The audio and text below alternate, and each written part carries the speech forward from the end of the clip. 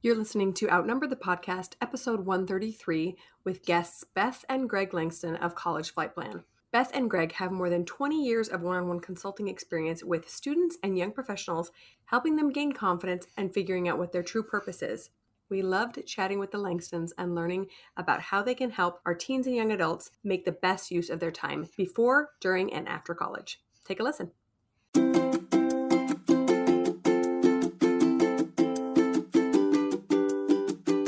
Hello and welcome to Outnumbered the Podcast. I'm Audrey.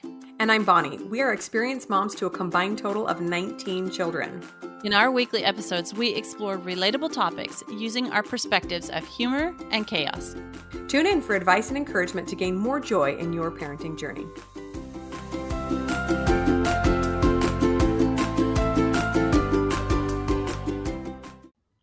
Hello, friends. Welcome back to Outnumbered. We are thrilled today to be inviting two guests on the show with us, Beth and Greg Langston, and they are going to offer us some incredible experience and insights into getting kids ready for college, which is something that not a lot of us think about until all of a sudden our kids get in high school and we're thinking, oh, shoot, we don't know what we're doing. So we're super excited to welcome them. Welcome, Langstons. Thank you. We're glad to be here. Absolutely. So we want you to start by giving us a short introduction of the two of you and also your family and your business, the College Flight Plan. Okay, well, I'll start. So I'm Beth Langston, and I have a degree in education from Purdue University. I grew up in Indiana, and right now we live in San Diego, and we have two children also, Brad, who went to Wharton School of Business at University of Pennsylvania, and Brooke, who went to Michigan State and was on a full volleyball scholarship, which was wonderful.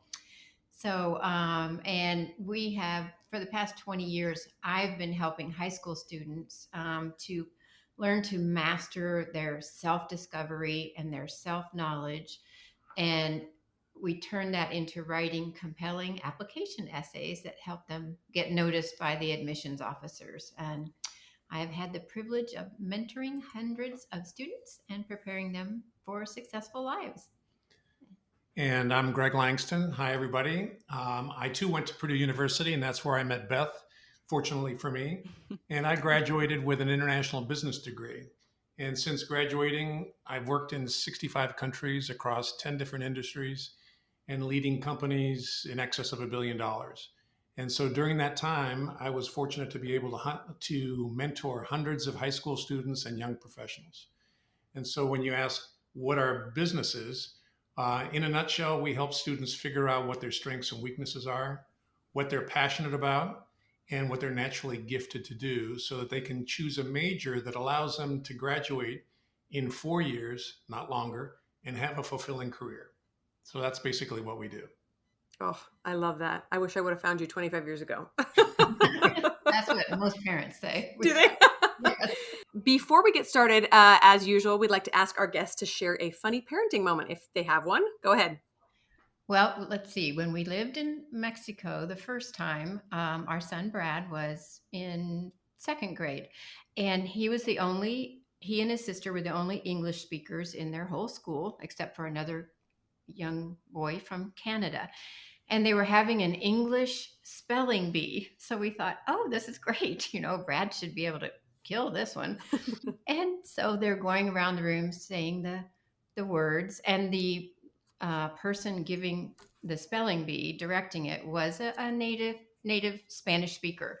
And so she got to Brad. I can't remember what his first word was, but the second word, she goes, sheepreek. And Brad's thinking, sheepreek, man, I've never heard of this word. What is sheepreek? And so he says, I'll just sound it out. SHEEPWREAK. Sheepreek. Oh, no. The lady goes, no, you got it wrong. She said it's SHIPWRECK. And Brad goes, oh, you mean shipwreck? Yes, it says sheepreek. Yes. Oh, gosh. Use it in a sentence. That's always the answer. Oh gosh, it was crazy. Anyway, you have and I have one quick one, and you'll probably pick Beth's because his is better. But as I mentioned, I traveled a lot all over the world, And I set it up because my son was going with his English lit class to Europe, to England, to go with his class. And so I set it up that I was going to go to another country. And so I said goodbye at the airport. And so Put him on the plane. yeah, put him on the plane. He and his classmates got on the airplane. And I told the flight attendants that what I was going to do was I wanted to surprise my son who was in the back of the plane. And so I waited for about 4 hours You got on. yeah, I got on the same plane that he was on, and unbeknownst to him. And so I was fortunate to travel in business class. And so we were over the Atlantic, and I walked back with a toothbrush in my hand saying, "Brad, you forgot your toothbrush." And all of his classmates and the teacher were looking at me saying, "This is Brad's dad on the airplane over the Atlantic. What is he doing here?" So that was my little parental story with that has to win the best award for embarrassing a child ever. Right? Well, I relish that opportunity. Yeah. I flew 3,000 miles to embarrass my kid. That's right. Okay, so moving on, we'd like to ask you about some of your inspiration. What about your background led you to starting College Flight Plan, your current business? Well, we really started with our own kids. So they were our guinea pigs. They were our guinea pigs. They always are, right? So, as Greg said, we raised them overseas. And by the time our son was 13 years old, he had gone to 12 schools in 5 different countries. So it'd been a wonderful experience. And they both learned foreign language. They had a great appreciation for other cultures. Like in Singapore, there were 67 nationalities in the Singapore American School alone. So it was amazing. It was like a little United Nations there. And so they had amazing educational experiences. I was very involved as an educator. Sometimes we had homeschool in Australia and Singapore. In Mexico, they were the only English speakers in their school, and they were in, I think, 2nd and 4th grade then. And so they would come home every night. We'd spend 2 to 4 hours with our Spanish-English dictionary in one hand and their homework in the other. And we would plow through what they had to do. And then we even had a school in our home. We hired a teacher from the United States. She came down and taught our kids and some other expatriate children. So in order to prepare them to come back to the United States. So we knew we needed to return by the end of middle school to help them prepare and enter high school and get ready for that college application process. So the problem was when we got back here, we found out that there weren't early enough opportunities for the children, the students, to learn about their strengths and weaknesses and their values, purposes, goals, and all these other things that would help them prepare for college. And on the other hand, Greg, as an international executive, was running large corporations, and he was provided with hours of executive training and coaching to sort of give him, the skills and assessments that he needed to be a great leader. And he kept saying, "Why did I have to wait 20 years to get these? And why is nobody teaching these skills and giving high school kids the opportunities to learn this?" So that's when we said, "Okay, kids, we're going to teach you this stuff. It's going to help you to be able to learn more about yourself." And we started developing the tools, and we then started doing workshops with some of their friends because parents were saying, "Can you help our kids do this?" And we started doing additional folks. And so this was over 20 years ago, and it's expanded over time. So it's now a 3-phase process that we can help people to discover what is important to them, determine what they're going to do with it, and then direct that for their future. Oh, this is just fascinating because like our 2 oldest kids that are in college right now, they have also been our guinea pigs. And what we did was we took them to someone who kind of did career counseling and paid actually quite a lot of money to have this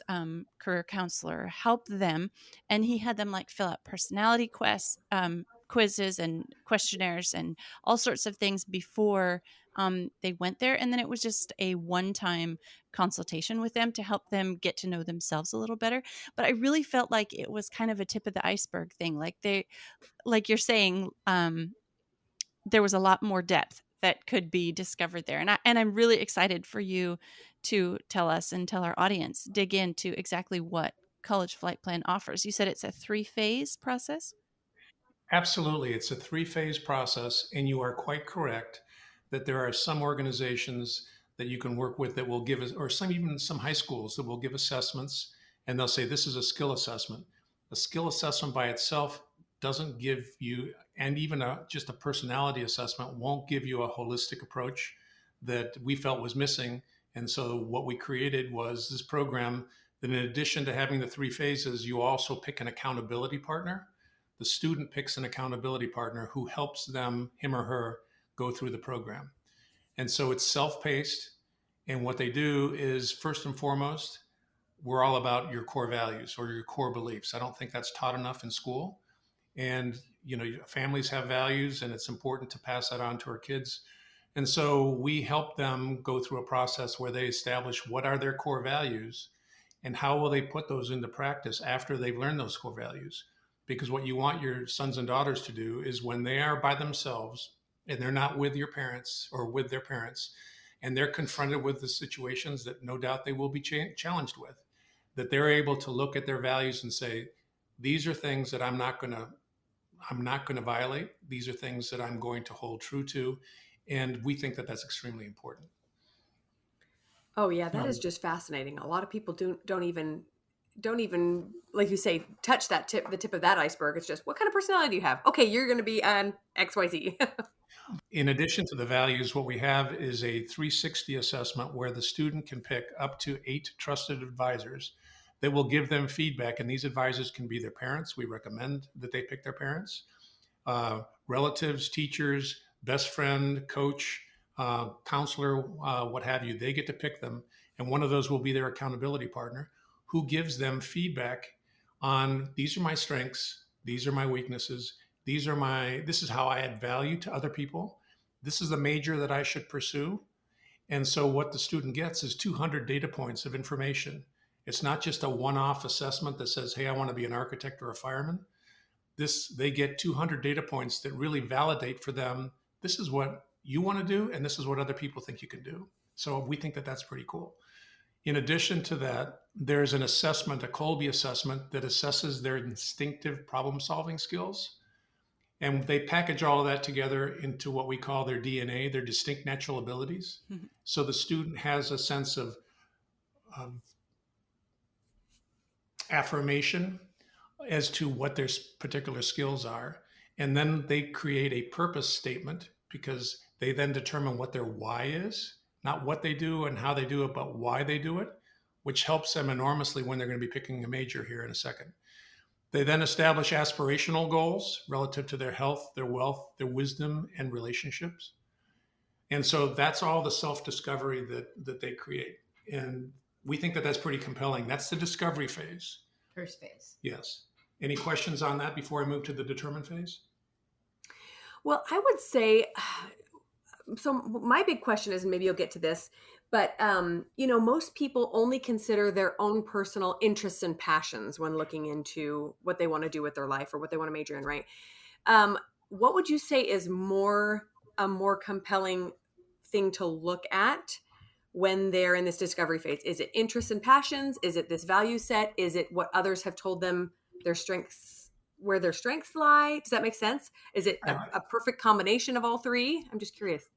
Well, what I would say is we find it's all cumulative, because each one of them are an independent element of the discovery phase.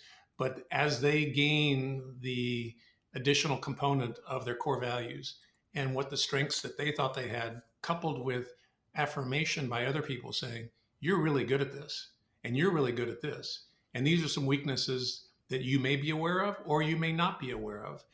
Then you add to that their instinctive problem-solving skills, and you help them craft alongside them. You don't dictate this to them. They create their own purpose statement. and their own lifetime goals as a result of going through the process. We think that that holistic view is really compelling because then it's their decision, it's their plan, it's their self discovery, and they feel much better to then go to the next step, which is what are they going to do with all this discovery? So they then say, these are my 5 year goals. And then these are my specific 1 year goals. And these are the things I'm going to do daily to make sure I put those into practice. And what are some bad habits that I have that I'm going to eliminate? And then, in addition to that, they are much better positioned to pick a college major that fits them, that they're going to be successful with, that then leads to a career that they're going to be successful with. Or they may find that college is not the right option for them. But this self discovery allows them to figure that out. Does that make sense? Yeah, that is fascinating. Okay, keep going on to stage 2. Okay, what I'll go on is in terms of they then go to directing their findings because we believe in growth mindset versus a fixed mindset, which has the whole aspect of positive self talk. And so they then create a compelling elevator speech for their interviews with college admissions advisors where they can confidently speak about what it is that they want to do, what their values are, what their goals are. And that way they'll stand out to the college admissions advisors and get into their college. Ooh, to have an to have an elevator speech going into college instead of coming out of college. That's quite a concept. And they even use those elevator speeches for job interviews. And we had a student just last week. He said, I'm so glad I knew all this about myself because I was interviewing for a job. And sure enough, I got it because I knew who I was. I knew my goals. I knew where I was going. And they love that. So, yay. So then, almost to the end, what they do, and we think this is really pretty special, is the fact that the student then compiles a summary document of what they've learned through this process. And instead of having the parent try and say, okay, tell me what I just paid for and what you got out of it, a very important part is the student sits down with their parents and their accountability partner and says, Mom and Dad, these are my values and why they're important. These are my lifetime goals. This is how I instinctively solve problems. This is what I want to do with my major. And this is the career that I want to have. And this is my purpose. Very, very compelling. And so 100% of the parents tell us, we just were dealing with one out of Albania 2 weeks ago. She said, I know my son very well, but I'm learning a whole different side of him that I was not aware of, which is very compelling and very exciting. So they then take all that information, they then put that into their application essays, which are much more compelling than just going through high school and not having the self-discovery. And they do this whole thing through, it's all through 2.5-minute micro-learning videos. And a workbook. We have a workbook with it. Right. And it's all mobile friendly and so forth. Okay, this is so fascinating. There's so many things here. So I have a question because I have had one kid that knows exactly what they're going to do and who they are, and like this, just they didn't even need the college flight plan course because they had it set. But then I have my next 3. So my oldest of my oldest 4 that I'm talking about, Bonnie and I have 9 kids and Bonnie has 10. So of my oldest 4 who are kind of, looking toward college age, only one knew what they wanted to do and was set on it and is doing that. And it's him to a T. The other 3 are varying between having no clue and struggling with trying something and that's not the right thing. And then looking at another thing and that's not, maybe try this and try that and just not really knowing what to do. And I just see how this could help each of them so much to get to know themselves better. And then I love what you talked about your 5-year plan, because then it's like a goal, something growing toward, moving toward. And and then what you do is you then break it into the 1-year goal because that's right in front of you. And how do you break that into 12 monthly increments to make sure that you're going towards that goal? And so it gives them very specific goals, because when you are in high school, your 5-year horizon is getting into college and then maybe graduating from there and getting a job. Your 1-year horizon can be, getting into your junior year in high school. And so you have different goals and different time horizons that then they're feeding and supporting your lifetime goals that you establish. And what we do is we suggest that they review their lifetime goals um, every Christmas. And I said, what I tell them is 5 years down the road, you need to start paying for the dinner with your parents, not having them pay for the dinner. And the other good thing is that we um, help them to address bad habits that they need to work on right now in order to achieve that 1 year or 5 year goal that they have. What do they need to eliminate in their lives? And most of the students say social media and television time, that type of thing, that they really need to cut back on. They know they need to. But to get them So to the identify end that result, themselves instead of having the parents identify that for them, that would be huge. Right, exactly. That's the whole thing about this process. They really do take charge of it themselves. Nobody's telling them what to say. And in the end, the transformation is amazing that we see. They have such clarity in knowing their values and strengths and their weaknesses and their purpose and their major. And they can proceed with confidence in clearly understanding and articulating what makes them unique as they progress through the application process and interviews and with essays. And they also feel they have a bit more control over their futures because they have actionable plans and goals that they've set. So it's really a cool thing to see with these kids. Wow, this sounds so amazing. Thank you so much for sharing. One question I had is how early or at what age do you think students should get started thinking about college plans, looking into your program, trying to decide what their first steps are? Well, I always say the earlier the better. Freshman year is not too early to start getting that mindset. I know freshman year in high school is overwhelming for some kids too.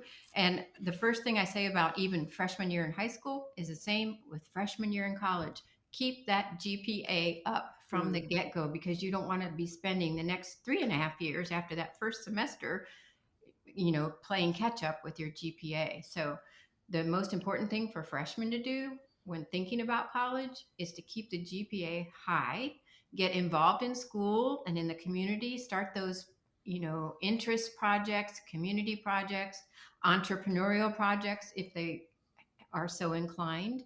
And also developing relationships with teachers and coaches and mentors are so important because they're going to be writing your recommendation letters later on. So you want them to know you well. And they need to seek opportunities to learn about themselves, about their strengths and interests starting freshman year. Most people don't know that they're supposed to start that early. So we do get sophomores, juniors, and even seniors who don't have any time to go through self discovery, really. So we do have a shorter course for people who don't have as much time. But it really, really helps when you start writing those essays to know who you are. Awesome.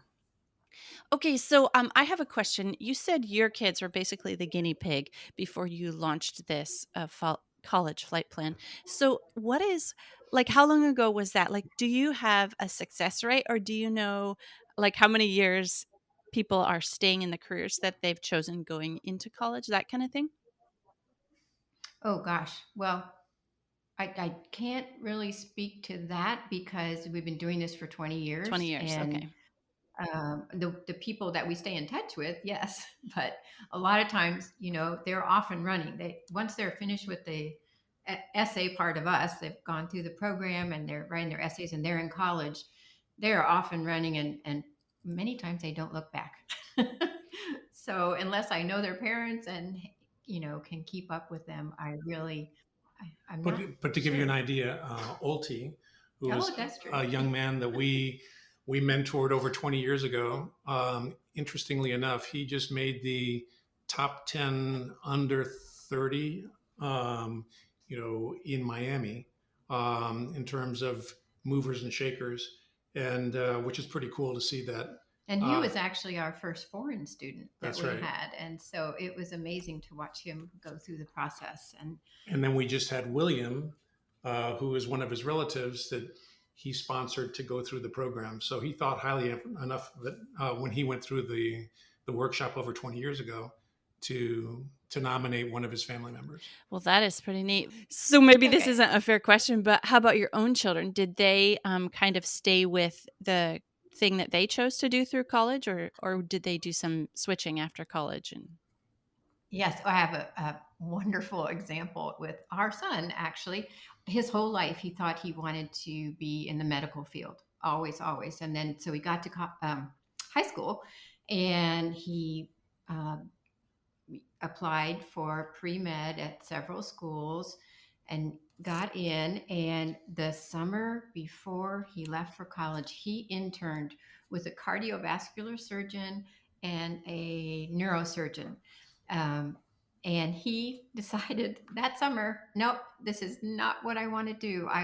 They weren't involved with, he felt there was not enough interaction. He felt like it was a car mechanic, that somebody else opens up the chest, Mhm. you go in and repair the heart, they close it up. And he wanted more interaction with people. Anyway, so he changed his mind. He did go to that university for 2 years. It was actually Auburn University, but he knew that he wanted to be in the financial area. So he applied to the best business schools in the country, which is a whole other story, those transfer applications. And he got into the best one, the Wharton School of Business. We don't know how, he just did. And it was great. I always tell people, shoot for the stars and you might hit the moon, go go above and beyond what you really think you can do. You never know what they're looking for when they see your application. And So, he has stayed in the financial industry and done incredibly well. They live up until recently in New York City, and done very well in the financial industry. And then you want to talk about Brooke? yes, and Brooke, Brooke is our athlete. She was just one of these kids, amazing athlete. We don't know where she came from. So she went to college on a full ride to Michigan State, played volleyball for 4 years, and then she went to play on the AVP professional beach volleyball tour, and she loved it. And then the tour went bankrupt, and now she is a medical device sales rep, doing very well, living here in San Diego with her two babies and her husband. So they both did well, knew what they wanted to do. Brooke wanted to pursue her sports as long as she could, but she knew that she was a student first in college and that her athletic um, career could end any minute with an injury. So she was academically inclined, and she was a success story too. So we're very proud of them, and it worked. Our experiment worked.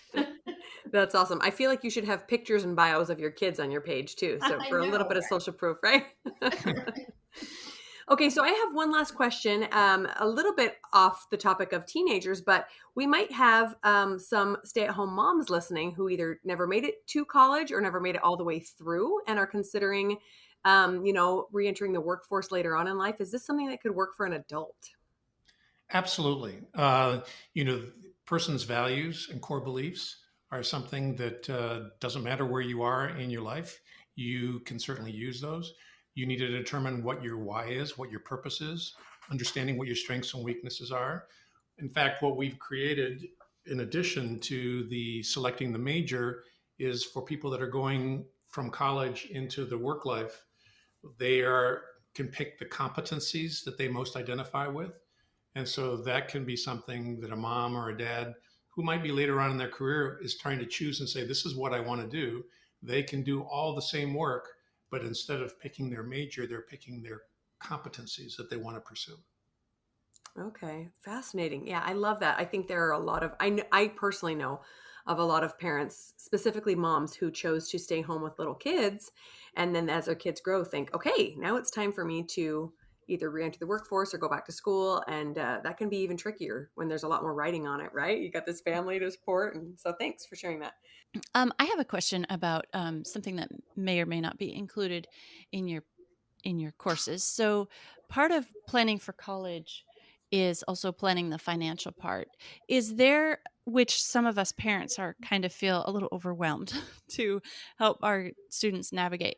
Is there any information about finding and seeking scholarships, Or is that kind of, I'm imagining that maybe learning about yourself and how to write an essay and all that would also be helpful on applying for college scholarships?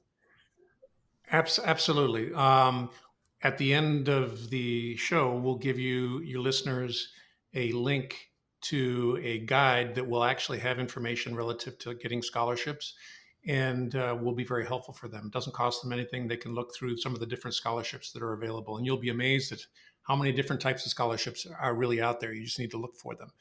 But one very important point, or a couple that I might want to share with you, is that only 40% of current college graduates graduate in 4 years. 60% of those college graduates are graduating in 6 years. 6 years. And the reason for that is because they're changing majors 3 times at least. And so, one of the things that our process does is it eliminates the need to continue to change majors because you're clearer on what your core majors are. And so that's really important. When you look at an in-state college, it's $27,000 for in-state tuition. It's $43,000 if you're out of state. Private is $50,000, and an Ivy League school is $80,000. And so if you can save 2 years of private school, Or even 1 year. or even 1 year, you're saving $50,000. And you couple that with looking for certain scholarships, and this can be very beneficial for a family that's looking to do this process. Did I answer your question?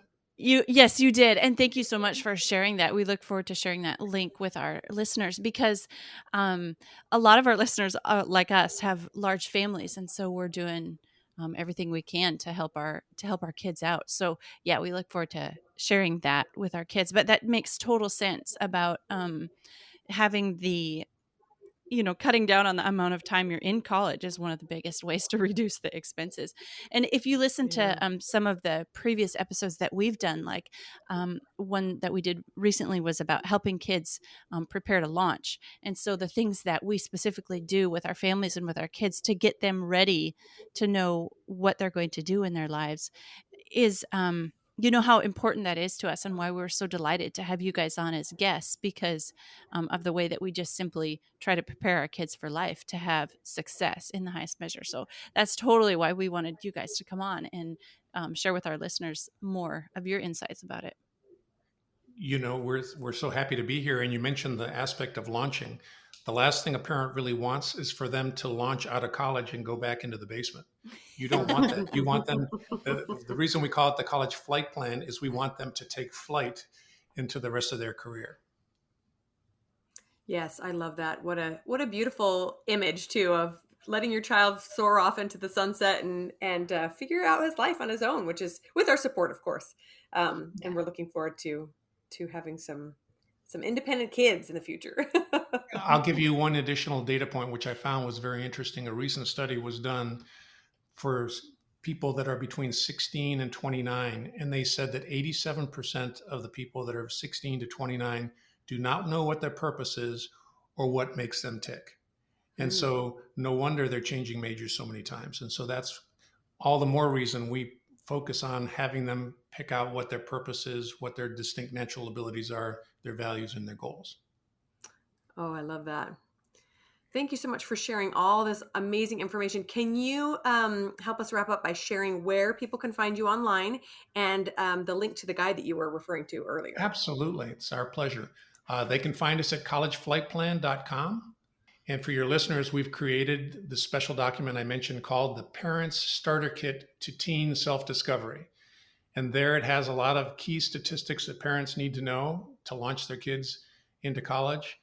It gives them 5 early actions that will lead to college success, some free assessments that I mentioned in terms of scholarships, ACT, SAT assessments, and some of the other skills assessments are included in that document. And it also shares how they can get in touch with us. And they can find that at www.collegeflightplan.com/guide.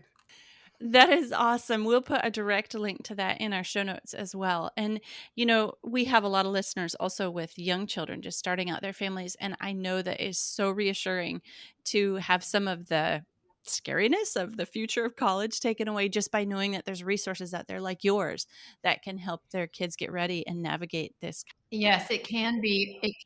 It can be a very stressful time for the whole family. And so that's why we're here to help eliminate some of that stress and make it all smooth sailing as possible. Not to say there won't be challenges, because there will be. Right. But the fact is, people say, well, my school will take care of that. But there are over 240, well, there are in California, there are over 700 students per college counselor. Whew. And so they're not going to get the individualized attention that they need. And that's true across the United States. And so if we can complement that and help parents and students with the things that we do, then we're very pleased to do that. Fantastic. And it seems like such a rewarding job and business. So good for you guys. I did want to mention, I think, Greg, you mentioned that you have a promo code for our listeners if they're interested in any of the courses. That is correct. It is promo 21. Okay, so we'll include all your links in the show notes, as well as that promo code you can use to get 10% off of any of the courses. So thank you, Beth and Greg, for joining us. We've so appreciated listening to you. Well, thank you for having us. And they can reach us anytime. Our phone numbers are actually online too. So feel free. We are here to help. Okay. Awesome. Thank you, Bonnie. Thank you, Audrey. And thank you for coming on and sharing with our audience today. Thanks for listening, friends. Click the link in the show notes to subscribe to our email and never miss another episode. Show us some love by leaving a review on iTunes or sharing the podcast with a friend. Thanks for all your support. We'll talk to you next week.